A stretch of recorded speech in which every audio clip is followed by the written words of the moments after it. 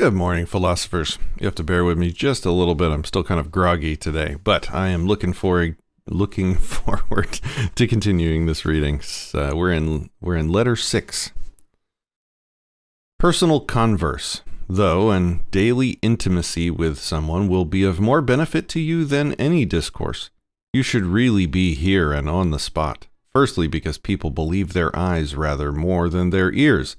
And secondly, because the road is a long one if it proceeds by way of precepts, but short and effectual if by way of personal example. Clean these, I think that's a person's name. Clean these would never have been the image of Zeno if he had merely heard him lecture. He lived with him, studied his private life, watched him to see if he lived in accordance with his own principle. Plato, Aristotle, and a host of other philosophers, all destined to take different paths, derived more from Socrates' character than from his words. It was not Epicurus' school, but living under the same roof as Epicurus, that turned Metrodorus, Hermanchus, and Polyaenus into great men. And yet I do not summon you to my side solely for the sake of your own progress, but for my own as well. For we shall be of the utmost benefit to each other.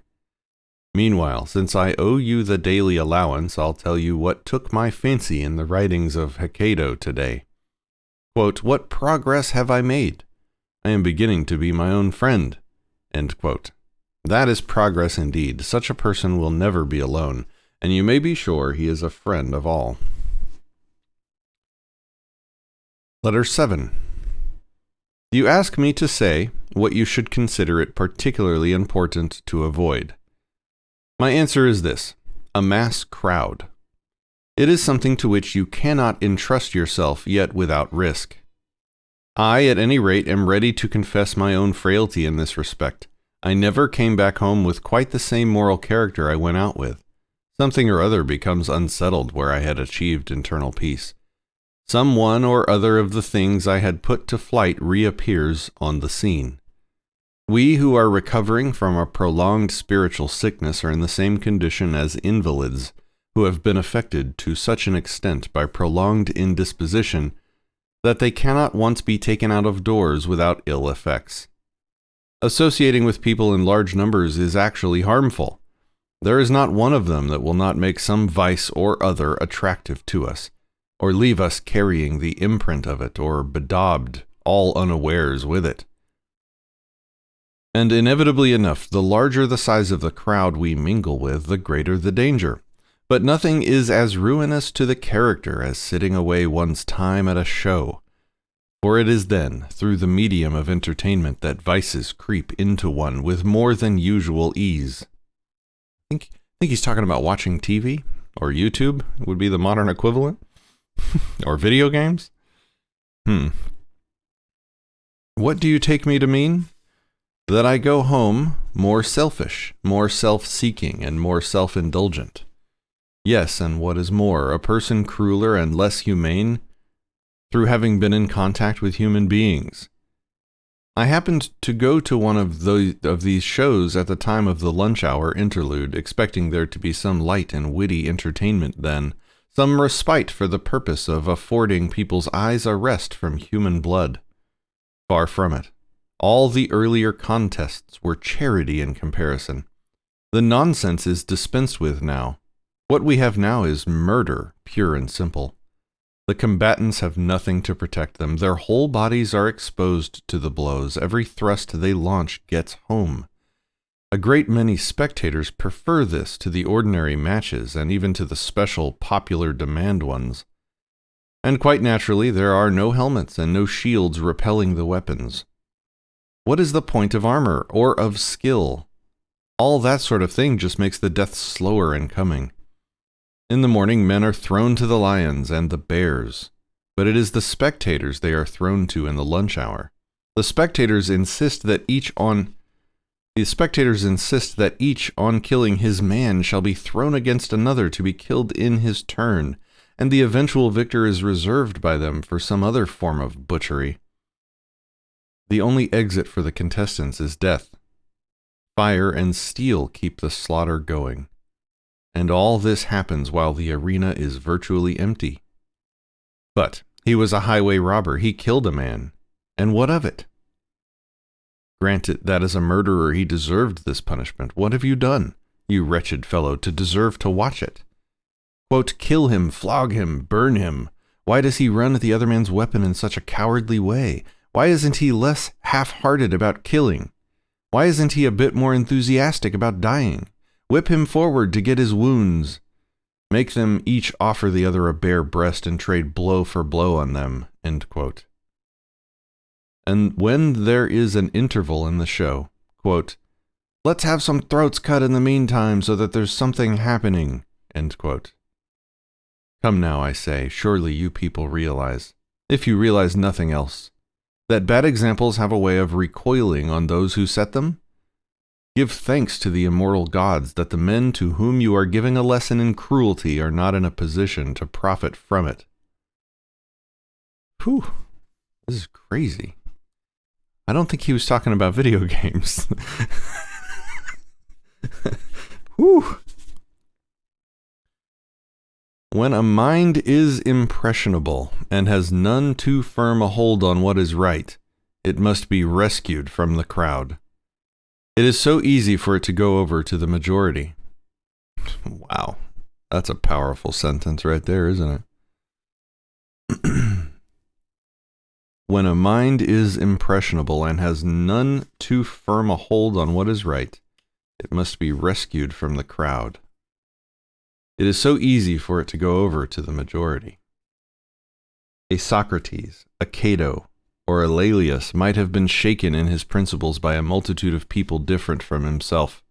Such is the measure of the inability of any of us, even as we perfect our personality's adjustment, to withstand the onset of vices when they come with such a mighty following.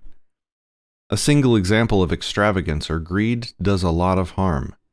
An intimate who leads a pampered life gradually makes one soft and flabby.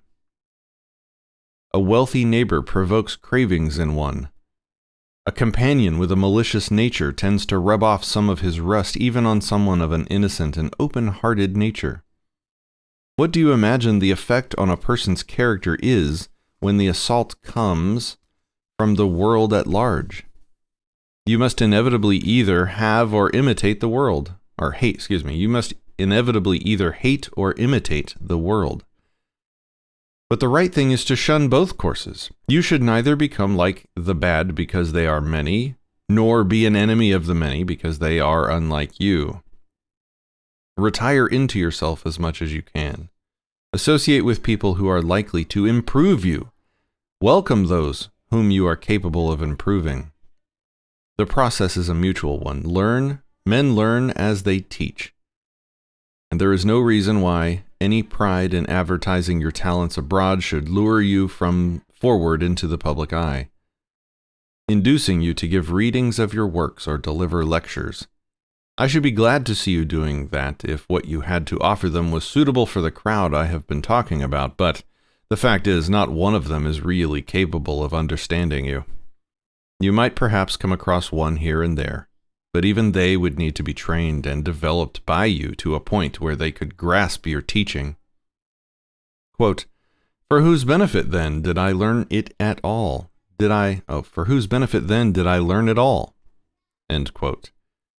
If it was for your own benefit that you learnt it, you have no call to fear that your trouble may have been wasted.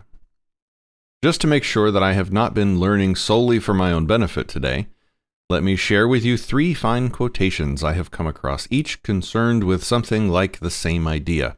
One of them is by way of payment of the usual debt, so far as this letter is concerned, and the other 2 you are to regard as an advance on account. Quote, to me, says Democritus, a single man is a crowd, and a crowd is a single man. Equally good is the answer given by the person. Okay, I want to make sure I read this clearly.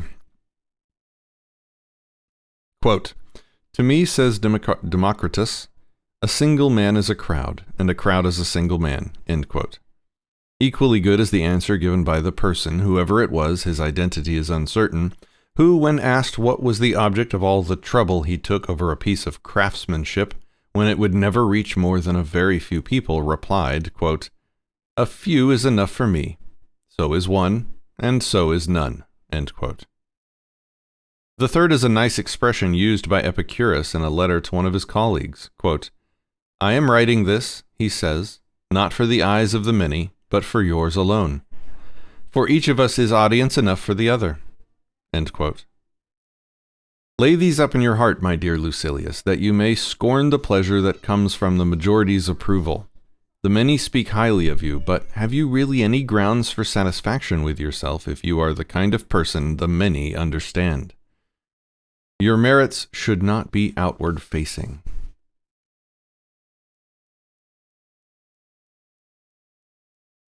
Yeah, there's a lot of good stuff in that book, in that chapter. The many speak highly of you, but have you really any grounds for satisfaction with yourself if you are the kind of person the many understand? Your merits should not be outward-facing.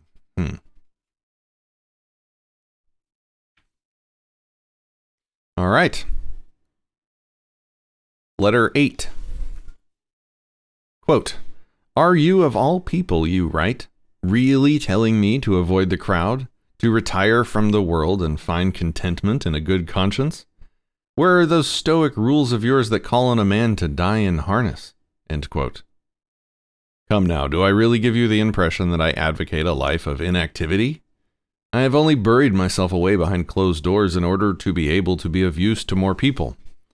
With me, no day is ever whiled away at ease. I claim a good part of my nights for study. I have no time for sleep. I just succumb to it, keeping my eyes at their work when they are heavily lidded and exhausted from lack of rest. I have withdrawn from affairs as well as from society, and from my own affairs in particular. I am acting on behalf of latter generations. I am writing down a few things that may be of use to them. I am committing to writing some helpful recommendations, which might be compared to the formula of successful medications, the effectiveness of which I have experienced in the case of my own sores, which may not have been completely cured, but have at least ceased to spread. I am pointing out to others the right path, which I have recognized only late in life, when I am worn out with my wanderings. Quote, "Avoid," I cry, "whatever is approved of by the mob, and things that are the gift of chance. Whenever circumstance brings some welcome thing your way, stop in suspicion and alarm. Wild animals and fish alike are taken in by this or that inviting prospect. Do you look on them as presents given you by fortune? They are snares. Anyone among you who wishes to lead a secure life will do his very best to steer well wide of these baited bounties, which comprise yet another instance of the errors we miserable creatures fall into. We think these things are ours, when in fact it is we who are caught. That track leads to precipices. Life on that giddy level ends in a fall. Once, moreover, prosperity begins to carry us off course. We are no more capable of bringing the ship to a standstill than of going down with the consolation that she has been held on her course, or of going down once and for all. Fortune does not just capsize the boat, she hurls it headlong on the rocks and dashes it to pieces. Cling, therefore, to this sound and wholesome plan of life. Indulge the body just so far as suffices for good health. It needs to be treated somewhat strictly to prevent it from being disobedient to the spirit. Your food should appease your hunger, your drink quench your thirst, your clothing keep out the cold, your house be a protection against inclement weather. It makes no difference whether it is built of turf or of variegated marble, imported from another country. What you have to understand is that thatch makes a person just as good a roof as gold does. Spurn everything that is added on by way of decoration and display by unnecessary labor. Reflect that nothing merits admiration except the spirit, the impressiveness of which prevents it from being impressed by anything. If these are the things I'm saying to myself, if these are the things I'm saying to future generations, oh, that was end quote. All of that was a quote. Okay. If these are the things I'm saying to myself, if these are the things I'm saying to future generations, don't you think I'm doing more good than when I go into court to enter into a recognizance on someone's behalf, or stamp my seal on a will, or lend my assistance by word or action in the Senate to some candidate for office? Those who appear inactive are, believe me, engaged in far more important activity. They're dealing with matters divine and human at the same moment. But the time has come to make an end, and in accordance with the practice, I've started to make some disbursement on this letter's behalf. For this I shall not draw on my own resources. I'm still turning over the pages of Epicurus, and the following saying, one I read today, comes from him. Quote, "To win true freedom, you must be a slave to philosophy." End quote. A person who surrenders and subjects himself to her doesn't have his application deferred from day to day. He's emancipated on the spot, the very service of philosophy being freedom. Quite possibly you'll be demanding to know why I'm quoting so many fine sayings from Epicurus rather than ones belonging to our own school. But why should you think of them as belonging to Epicurus and not as common property? Think how many poets say things that philosophers have said or ought to have said, not to mention the tragedians, or our native Roman drama, which has a serious element in it as well and stands halfway between comedy and tragedy. Think of the quantity of brilliant lines to be found lying about in farces alone. Think of the number of I just run along and hit a speed bump in Latin.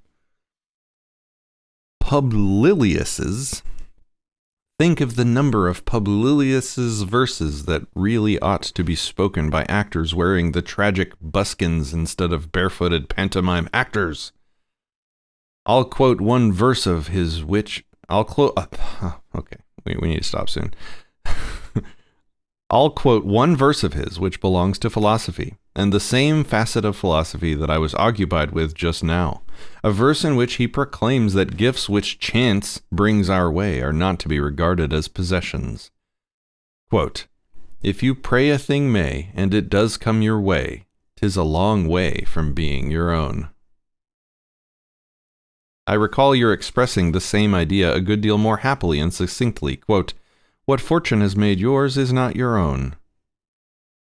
And I can't pass over that even happier expression of yours. Quote, "The boon that could be given can be withdrawn." This being from your own stock, I'm not debting it to your account. All right, that is the end of that letter. Next time we'll pick up with number 9. I am really enjoying this so much that I don't actually want to stop reading, but I have to be productive today. So, guys, it is a rainy day today. I'm still kind of in recovery, but lots of good things happening in life.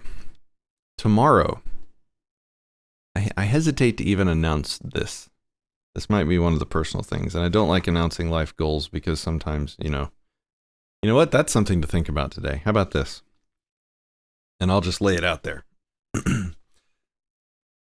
Tomorrow, on the 1st, I'm going to attempt a 7-day fast. The longest I've done before is 2 days.